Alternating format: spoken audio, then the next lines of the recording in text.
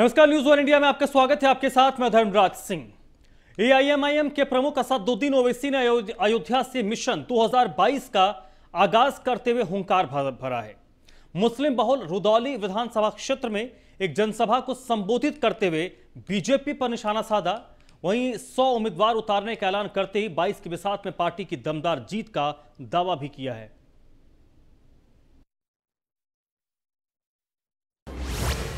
UP का सियासी दंगल बना अयोध्या। अयोध्या से ओवैसी का मिशन यूपी आगाज। दलित मुस्लिम कार्ड के फॉर्मूले पर ओवैसी, मुस्लिम बहुल सीटों पर एआईएमआईएम की नजर। यूपी विधानसभा चुनाव को लेकर राजनीतिक दंगल तेज हो गया है। यूपी के इस चुनावी अखाड़े में एआईएमआईएम प्रमुख असदुद्दीन ओवैसी ने अयोध्या से एक बार फिर से ताल ठोक दी है। यूपी की सियासत में पार्टी की पहुंच बनाने के लिए मिशन 2022 का आगाज करते हुए जहां लखनऊ में ओवैसी ने पूर्व सांसद अतीक अहमद की पत्नी शाइस्ता परवीन को पार्टी ज्वाइन कराई, तो वहीं मुस्लिम बहुल रुदौली विधानसभा क्षेत्र में एक जनसभा को संबोधित कर ओवैसी ने आगामी चुनाव को लेकर बीजेपी के खिलाफ हुंकार भरी। ये पॉलिटिकल स्टूडेंट है, कर्नाटका में येदियुरप्पा बने, होता है भाई, हो सकता है, इंशाल्लाह क्यों नहीं होगा। हमारा ऑब्जेक्टिव है कि उत्तर प्रदेश से बीजेपी को हराया जाए। हमारा कोशिश होगी इंशाल्लाह ताला कि उत्तर प्रदेश से हम एमआईएम के विधायक बने। हमारी कोशिश होगी कि अतीक साहब और भाभी और जो भी उनके परिवार लड़ना चाहेगा वो विधायक बनकर जाकर उत्तर प्रदेश में जोर से नाइंसाफी के खिलाफ आवाज उठाए। तो ये हमारी कोशिश होगी, ये हमारा ऑब्जेक्टिव है, इसमें बुरी बात क्या है। 50% आबादी को 27% क्यों देंगे रिजर्वेशन, और जो 20% है उनको 50% रिजर्वेशन मिल रहा है। और भारत के प्रधानमंत्री नरेंद्र मोदी को कहते हैं कि मैं ओबीसी हूं। ये कौन सी मोहब्बत और वफा की बातें प्रधानमंत्री कर रहे हैं। बता दें कि एआईएमआईएम को यूपी की सियासत में जगह बनाने के लिए असदुद्दीन ओवैसी ने अयोध्या को चुना है। खासकर इसके लिए उन्होंने मुस्लिम बहुल सीटों पर फोकस करते हुए रुदौली में जनसभा की। अपने 3 दिवसीय दौरे पर ओवैसी बुधवार और गुरुवार को सुल्तानपुर और बाराबंकी में जनसभा को संबोधित करेंगे। जनसभा के लिए ओवैसी की नजर यूपी में मुस्लिम वोटों के ध्रुवीकरण पर है। 2016 में ओवैसी की पार्टी एआईएमआईएम ने यूपी में अपनी जगह बनाने के लिए पहली बार अयोध्या जिले की बीकापुर विधानसभा सीट से चुनाव लड़ा था, जो सपा की परंपरागत सीट मानी जाती है। बीकापुर से सपा के तत्कालीन विधायक मित्रसेन यादव के निधन के चलते फरवरी 2016 में उपचुनाव हुए थे। सपा ने मित्रसेन यादव के बेटे आनंद सेन को टिकट दिया था। ओवैसी ने दलित समुदाय से आने वाले प्रदीप कोरी पर दांव खेला। प्रदीप कोरी की जीत के लिए हैदराबाद, मुंबई और लखनऊ से आई एआईएमआईएम की टीमों ने यहाँ कैंप भी किया था। ओवैसी का दलित कार्ड बीकापुर में उपचुनाव में नहीं चल सका, लेकिन बीजेपी उम्मीदवार के करीब बराबर वोट मिला, जबकि कांग्रेस और पीस पार्टी से एआईएमआईएम आगे रही। हालांकि अन्य पार्टियों का ओवैसी पर आरोप रहा है कि यूपी में बीजेपी को फायदा पहुंचाने के लिए वो चुनावी मैदान में उतरे हैं। ओवैसी पर राजनीतिक पार्टियां ये भी आरोप लगा रही हैं कि यूपी चुनाव में एआईएमआईएम का इस्तेमाल सिर्फ मुस्लिम और दलितों का वोट काटने के लिए बीजेपी करना चाहती है। बहरहाल आगामी विधानसभा चुनाव को लेकर ओवैसी एक बार फिर से पूरी ताकत के साथ चुनावी मैदान में उतर चुके हैं। जहां एक तरफ दलित वोटों को साधने के लिए ओम प्रकाश राजभर और चंद्रशेखर के साथ मिलकर सियासी गठजोड़ करने की कोशिश में एआईएमआईएम जुटी है, तो वहीं दूसरी तरफ मुस्लिम मतों को साधने की कवायद भी है। शायद इसीलिए ओवैसी ने इस बार 100 सीटों पर अपने उम्मीदवार उतारने का ऐलान किया है। लेकिन अब ये देखना दिलचस्प होगा कि विधानसभा चुनाव में असदुद्दीन ओवैसी दलित और मुस्लिम वोटों को कितना प्रभावित कर पाएंगे। Bureau report, news one India.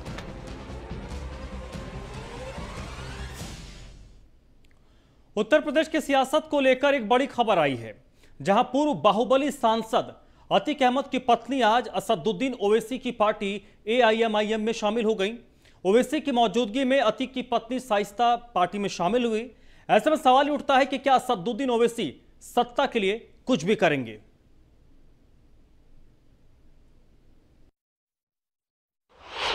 Owaisi को डॉन अतीक का सहारा। अतीक की पत्नी एआईएमआईएम में हुई शामिल। ओवैसी की क्या है सियासी मजबूरी? यूपी में अपराधी क्यों है जरूरी? उत्तर प्रदेश में आगामी विधानसभा चुनाव के मद्देनजर सभी राजनीतिक दल जोर शोर से जुटे हैं और अपने अपने तरीके से जनता से जुड़ने के कवायद में लगे हैं। लेकिन एआईएमआईएम चीफ असदुद्दीन ओवैसी इन दिनों सत्ता के लिए कुछ भी करेगा की राह पर चल रहे हैं। दरअसल उत्तर प्रदेश में AIMIM दूसरी बार विधानसभा चुनाव लड़ने जा रही है। आज 3 दिवसीय दौरे पर यूपी पहुंचे असदुद्दीन ओवैसी ने लखनऊ में पूर्व बाहुबली सांसद अतीक अहमद की पत्नी को अपनी पार्टी में शामिल कराया। असदुद्दीन ओवैसी साहब की बहुत सी तकरीरें सुनी और पार्लियामेंट में उनके डिबेट भी सुने और उनकी काबिलियत और दूरदर्शिता से बहुत प्रभावित हुआ। बैरिस्टर जनाब असदुद्दीन ओवैसी साहब का देश के प्रति प्रेम और संविधान के प्रति उनकी आस्था, अल्पसंख्यकों एवं दलितों के प्रति उनके प्रेम और उनके मिशन को देखते हुए मैं उनकी पार्टी ऑल इंडिया मजलिस-ए-इत्तेहादुल मुस्लिमीन MIM को ज्वाइन करता हूं और मैं भी करती हूं। अब सवाल ये उठता है कि क्या सत्ता पाने के लिए गुंडों से गलबहियां जरूरी है? अतीक अहमद क्या है ये तो यूपी का बच्चा जानता है, लेकिन ओवैसी को माफिया अतीक अहमद में कोई कमी नजर नहीं आती। हमारी कोशिश होगी कि अतीक साहब और भाभी और जो भी उनके परिवार लड़ना चाहेगा वो विधायक बनकर जाकर उत्तर प्रदेश में जोर से नाइंसाफी के खिलाफ आवाज उठाए। हमारे भाई अतीक अहमद साहब के ताल्लुक से कि आप उनको ले रहे हैं, इनके खिलाफ केसेस हैं, फुला हैं, ये हैं।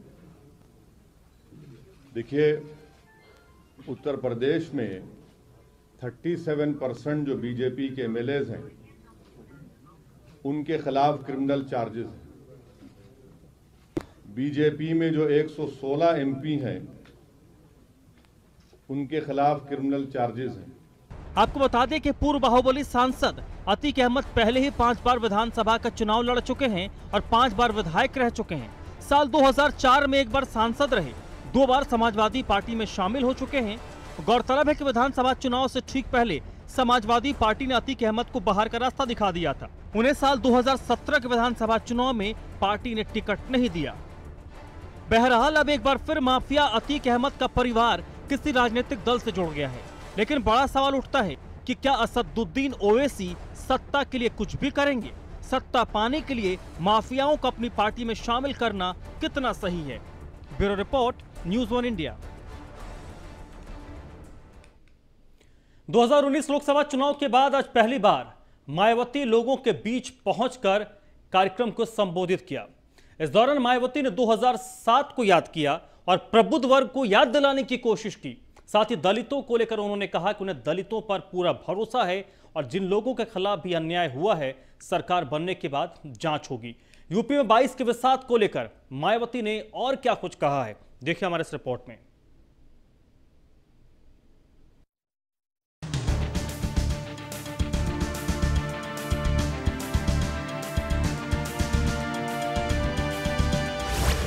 शंख, मंत्र, त्रिशूल, गणेश, मायावती का चुनावी एजेंडा विशेष। मायावती के भाषण से हुआ शंखनाद। 2007 फिर बीएसपी कर रही याद। 2012 के बाद से भले ही मायावती के सितारे गर्दिश में चल रहे हों, लेकिन मायावती ने कभी हार नहीं मानी। एक वक्त ऐसा भी आया जब मायावती और बीएसपी दोनों उत्तर प्रदेश की सियासत से गायब होने की कगार पर थे, लेकिन मायावती ने 2019 के लोकसभा चुनाव में 10 सीटों के साथ वापसी की और अब 10 साल बाद 22 में फिर से सरकार बनाने के लिए हर दांव चल रही है। जो 2007 में मायावती ने किया था वो सब दोबारा से मायावती कर रही हैं, जिससे सरकार बनाई जा सके। अब सरकार बनेगी या नहीं ये तो वक्त की बात है। दोबारा से प्रबुद्ध वर्ग को इकट्ठा करने के लिए मायावती ने सतीश चंद्र मिश्रा को जिम्मेदारी सौंपी। इसकी शुरुआत अयोध्या से हुई और लखनऊ में समापन समारोह के दौरान मायावती ने मोर्चा संभाला। प्रबुद्ध वर्ग में से खासकर ब्राह्मण समाज के पार्टी के छोटे बड़े पदाधिकारियों का तथा पार्टी संगठन के भी सभी मुख्य सेक्टर प्रभारियों एवं जिला अध्यक्षों आदि का भी हार्दिक दिल से आभार प्रकट करती हूँ। 2019 लोकसभा चुनाव के बाद लोगों के बीच में मायावती के इस पहले भाषण के साथ ही बीएसपी ने चुनावी शंखनाद कर दिया है। प्रबुद्ध वर्ग की इस सभा में शंख बज रहे थे, मंत्रोच्चारण हो रहा था, त्रिशूल लहराए जा रहे थे और भगवान गणेश की प्रतिमाएं भी नजर आ रही थी। माहौल कुछ ऐसा ही था। ब्राह्मण शंख बजाएगा, हाथी बढ़ता जाएगा, कार्यक्रम में मायावती के संबोधन से पहले जय श्री राम और जय परशुराम के नारे भी लगे। इसके साथ ही साथ पार्टी का पुराना नारा हाथी नहीं गणेश हैं, ब्रह्मा विष्णु महेश हैं की गूंज भी सुनाई दे रही थी। कई सालों बाद ये ऐसा मौका था जब मायावती लोगों के बीच में थी, तो मायावती ने सीधे सीधे प्रबुद्ध वर्ग और दलितों पर भरोसा जताया, तो सत्ताधारी बीजेपी पर सवाल की बौछार करने से भी नहीं चूकी।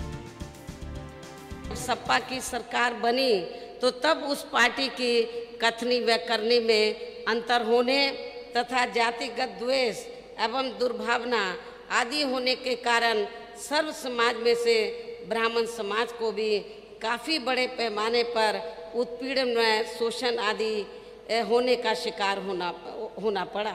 मुझे अपने दलित वर्ग के लोगों पर शुरू से ये गर्व रहा है कि इन्होंने बिना गुमराह व बहकावे आदि में आए हुए पार्टी के कठिन से कठिन दौर में भी अपनी पार्टी का कभी भी साथ नहीं छोड़ा है। मायावती ये बखूबी जानती है कि 22 में अगर सरकार बनानी है तो दलितों और प्रबुद्ध वर्ग को एक साथ लाना ही होगा, क्योंकि 2007 में इसी फॉर्मूला ने ऐसा चमत्कार किया था जिसके बलबूते मायावती ने पूर्ण बहुमत की सरकार बनाकर उत्तर प्रदेश में करिश्मा करने के साथ इतिहास भी रचा था। Bureau report, news 1 India.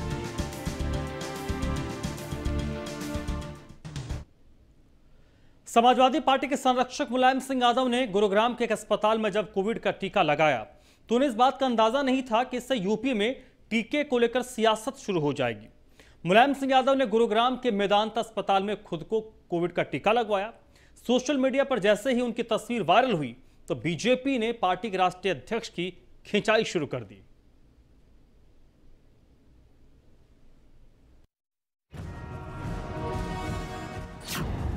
मुलायम के टीके पर सियासत, बीजेपी ने अखिलेश को दी नसीहत। अखिलेश ने बताई थी बीजेपी की वैक्सीन, पिता ने लगवाया टीका, बेटे पर कसा तंज। बेटे ने फैलाए भ्रम, तोड़ रहे मुलायम। समाजवादी पार्टी के मुखिया अखिलेश यादव ने भले ही अब तक वैक्सीन नहीं लगवाई हो, लेकिन सपा संरक्षक मुलायम सिंह यादव ने जैसे ही कोरोना के टीके की पहली डोज ली तो सियासत शुरू हो गई। गुड़गांव के मेदांता अस्पताल में मुलायम सिंह यादव ने कोरोना की वैक्सीन की पहली डोज लगवाने के बाद पार्टी के आधिकारिक ट्विटर हैंडल पर जैसे ही ट्वीट कर मुलायम सिंह के टीकाकरण की जानकारी दी तो सोशल मीडिया पर कमेंट्स आने शुरू हो गए। आज समाजवादी पार्टी के संस्थापक, पूर्व रक्षा मंत्री, पूर्व मुख्यमंत्री आदरणीय नेताजी ने लगवाई कोरोना वैक्सीन। उधर बीजेपी ने तंज कसते हुए कहा कि अगर अखिलेश यादव की माने तो आज समाजवादी पार्टी के संस्थापक मुलायम सिंह यादव जी ने बीजेपी की वैक्सीन लगवा ली। अब वो बीजेपी का प्रचार कर रहे हैं या अपने पुत्र की ओर से फैलाए गए भ्रम को तोड़ रहे हैं। अगर अखिलेश यादव की माने तो आज समाजवादी पार्टी के संस्थापक श्री मुलायम सिंह यादव जी ने भाजपा की वैक्सीन लगवा ली। अब वो भाजपा का प्रचार कर रहे हैं या अपने पुत्र द्वारा फैलाए गए भ्रम को तोड़ रहे हैं, ये आप तय कर लीजिए। हाँ, वैक्सीन जरूर लगवाइए। वहीं यूपी के डिप्टी सीएम केशव प्रसाद मौर्य ने ट्वीट कर वैक्सीनेशन के लिए मुलायम सिंह यादव को धन्यवाद देते हुए अखिलेश यादव पर तंज कसा। उन्होंने ट्वीट पर लिखा है कि सपा संरक्षक व पूर्व मुख्यमंत्री श्री मुलायम सिंह यादव जी, स्वदेशी वैक्सीन लगवाने के लिए आपका धन्यवाद। आपके द्वारा वैक्सीन लगवाना इस बात का प्रमाण है कि सपा के राष्ट्रीय अध्यक्ष श्री अखिलेश जी द्वारा वैक्सीन को लेकर अफवाह फैलाई गई थी। इसके लिए अखिलेश जी को माफी मांगनी चाहिए। वहीं यूपी बीजेपी के अध्यक्ष स्वतंत्र देव सिंह ने भी अखिलेश यादव पर तंज कसा। उन्होंने ट्वीट कर मुलायम सिंह यादव की वैक्सीन लगवाने को अच्छा संदेश बताया। एक अच्छा संदेश। आशा करता हूं कि सपा के कार्यकर्ता एवं उनके राष्ट्रीय अध्यक्ष भी अपनी पार्टी के संस्थापक से प्रेरणा लेंगे। हालांकि इससे पहले मुलायम सिंह यादव की बहू अपर्णा यादव ने लखनऊ के लोक बंधु अस्पताल पहुंचकर न सिर्फ कोरोना वैक्सीन की पहली डोज लगवाई थी, बल्कि इस दौरान देश में बनी वैक्सीन की जमकर तारीफ करते हुए दूसरे लोगों से भी जल्द से जल्द वैक्सीन लगवाकर कोरोना को हराने की अपील भी की थी। बता दें कि जनवरी में समाजवादी पार्टी के राष्ट्रीय अध्यक्ष अखिलेश यादव ने कहा था कि मैं बीजेपी की वैक्सीन पर कैसे भरोसा कर सकता हूं। जब हमारी सरकार बनेगी तो सभी को फ्री में टीका लगेगा। हम बीजेपी की वैक्सीन नहीं लगवा सकते। इस बयान के बाद काफी हंगामा हुआ था। हालांकि कोरोना की दूसरी लहर के बाद अखिलेश यादव के सुर बदले और वह सभी लोगों को फ्री में वैक्सीन लगाने की वकालत करने लगे। देखिए, मैं तो नहीं लगवाऊंगा अभी वैक्सीन, मैंने अपनी बात कह दी, और वो भी बीजेपी लगाएगी उसका भरोसा करूंगा मैं? अरे जाओ भाई, अरे अपनी सरकार आएगी सबको फ्री वैक्सीन लगेगी। अखिलेश के इस बयान के बाद काफी हंगामा हुआ था। हालांकि कोरोना की दूसरी लहर के बाद अखिलेश यादव के सुर बदले और वह सभी लोगों को फ्री में वैक्सीन लगवाने की वकालत करने लगे। केंद्र और राज्य सरकार से सभी को फ्री वैक्सीन देने की मांग करते हुए अखिलेश यादव ने सरकार से ठोस योजना बनाने की सुझाव दी, तो वहीं बीजेपी ने अखिलेश पर वोट की राजनीति का आरोप लगाकर लोगों को गुमराह नहीं करने की नसीहत दी। Bureau report, news 1 India. Samajwadi Party के राष्ट्रीय अध्यक्ष अखिलेश यादव अपनी पार्टी की नीतियों और उपलब्धियों को बताने के लिए सड़क पर उतर पड़े हैं। दरअसल 22 के बिसात कार्यक्रम के तहत मैनपुरी पहुंचे अखिलेश यादव ने बीजेपी पर हमला बोला। केंद्र और राज्य दोनों सरकार को झूठा बताते हुए अखिलेश यादव ने कहा कि बीजेपी अपने संकल्प पत्र से किसानों की आय दोगुनी करने, डेयरी उद्योग को बढ़ावा देकर ग्रामीण विकास करने के दोनों पन्ने फाड़ दिए हैं। बीजेपी को मैनपुरी के विकास का रोड़ा बताते हुए अखिलेश ने कहा कि मैनपुरी में मोहब्बतपुर के निकट बहुउद्देशीय मंडी का निर्माण होना था, लेकिन इस सरकार ने मंडी का निर्माण होने नहीं दिया।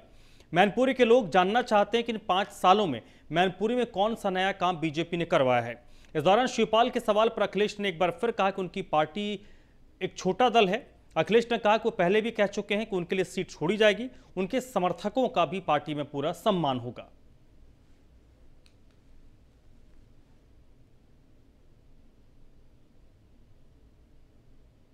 ये सब झूठे सम्मेलन हैं इनके, असली मुद्दों के सम्मेलन नहीं करेंगे। ये बताएं कि इनके संकल्प पत्र का कौन सा काम पूरा हो गया।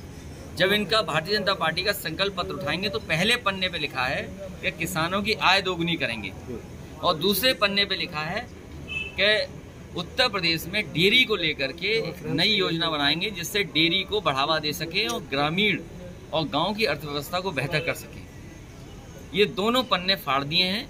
भारतीय जनता पार्टी ने अपना संकल्प पत्र कूड़ेदान में फेंक दिया, इसलिए चुनाव से पहले। उत्तर प्रदेश में आम आदमी पार्टी अपने मिशन की तैयारी में जुटी है। कई व्यापारियों, समाजसेवी और छात्र नेताओं ने आम आदमी पार्टी की सदस्यता ग्रहण की है। व्यापारी नेता आनंद जायसवाल, बीके सिंह तोमर, उत्तम शुक्ला, राजेश निषाद, राम सिंह, अवनीश समेत कई लोगों को प्रदेश अध्यक्ष सभाजीत सिंह ने पार्टी की सदस्यता दिलाई।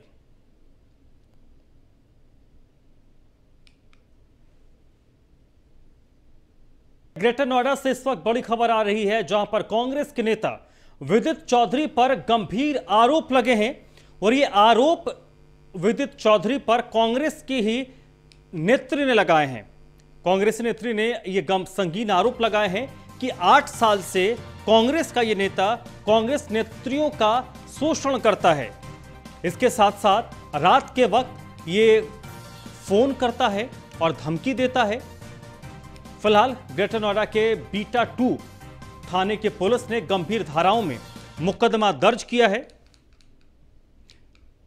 इसके साथ साथ यह भी आरोप है कि दूसरी कांग्रेसी महिला नेत्रियों ने भी इसकी शिकायत आलाकमान से की है, जबकि कांग्रेस की नेता है पारुल, उन्होंने लखनऊ तक मार्च का ऐलान कर दिया है। लखनऊ पहुंचकर प्रियंका गांधी से मुलाकात करेंगी और कांग्रेस के इस नेता के खिलाफ शिकायत आलाकमान से करेंगी, प्रियंका गांधी से करेंगी।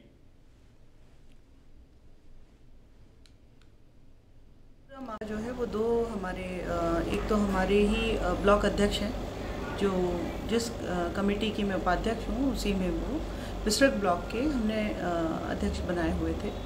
इसके अलावा जो दूसरे हैं वो हमारे पदाधिकारी थे और उन्हें महासचिव के तौर पे यहाँ का पदभार दिया गया था। उनका नाम है विदित चौधरी। अब ये जो है इनके ऊपर जो चार्जेस हैं ये सबसे ज़्यादा अभद्रता का चार्जेस के साथ साथ ये रात को ड्रिंक करके जो हमारी महिला पदाधिकारी हैं, सिर्फ मैं ही नहीं, इनको फ़ोन करना, इनको टीज़ करना, इसके अलावा इनसे किसी प्रकार से प्रलोभन देके इनको ये बताना कि मैं इस पद को आपको दिला दूंगा, लेकिन इसके लिए मुझे आपको ये मेरे लिए करना पड़ेगा।